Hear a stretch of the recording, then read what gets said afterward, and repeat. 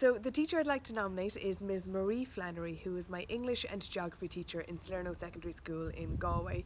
And she was an excellent English and Geography teacher, but it's nothing to do with the textbooks or the curriculum. That's not the reason that I've chosen her today. Rather, it was a life lesson really that she taught us.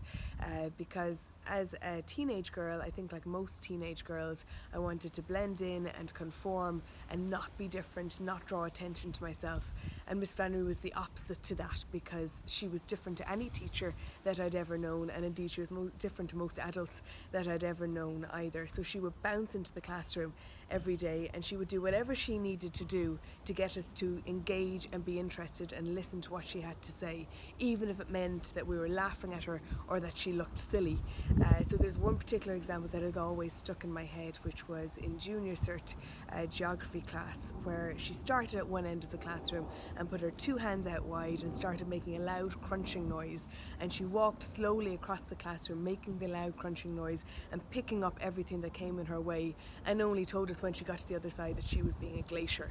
And that's how I learned about what glaciers did and how they moved. She made us laugh that day, and she made us laugh every day, but she wasn't afraid for any of us to be laughing at her. And I think that was the lesson really that Miss Flannery taught me in particular, which is that if you really want to get a message across and if you want to communicate with people, you do have to do something different, let loose, not be afraid to be a bit silly, be yourself, do whatever it is that you want to do. And if you do that, often people won't laugh at you, they'll laugh with you.